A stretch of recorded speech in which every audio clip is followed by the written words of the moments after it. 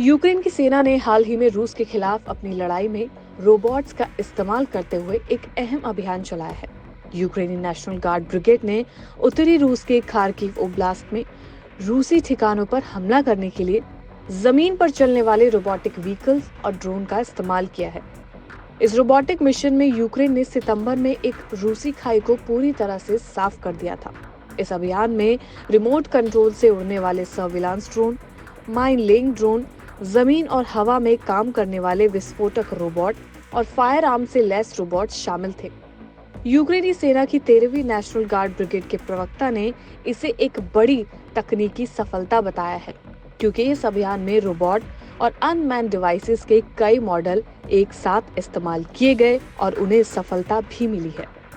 हालांकि रूस ने भी छोटे पैमाने पर ग्राउंड रोबोट हमलों की कोशिश की, लेकिन उसे उसमें ज्यादा सफलता नहीं मिल सकी।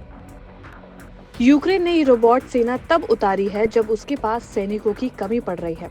हालांकि रूस और यूक्रेन दोनों को ही सैनिकों की कमी ज्यादा महसूस हो रही है। 34 महीने से चल रही इस जंग में यूक्रेन के हजारों सैनिक मारे गए हैं। हालांकि रूस के मुकाबले यूक्रेनी सेना के सैनिकों की संख्या कम हुई है, लेकिन रूस के सैनिकों की संख्या अभी भी यूक्रेन से कहीं ज्यादा है। ये जो रोबोट्स हैं, ये युद्ध के मैदान पर निगरानी रखने में और हमला करने में काफी सक्षम हैं। लेकिन इस पहली सफलता के बावजूद इनमें कुछ टेक्निकल प्रॉब्लम्स भी हैं। एक बड़ी समस्या ये है कि रोबोट सेना फिलहाल क्षेत्र पर कब्जा करने में कमजोर है। जमीन पर कब्जे के लिए सैनिकों की जरूरत होती है। सैनिक खाइयों में बैठकर दुश्मन के हमले का इंतजार करते हैं और जब हमला होता है तो वो तुरंत जवाब देते हैं।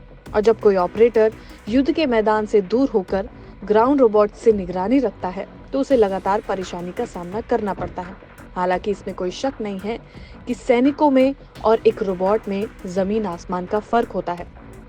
इससे साफ है कि रोबोट तकनीक ने युद्ध में एक नई दिशा दी है, लेकिन जमीनी नियंत्रण और रणनीतिक फैसलों के लिए अब भी पैदल सेना की अहमियत बनी हुई है।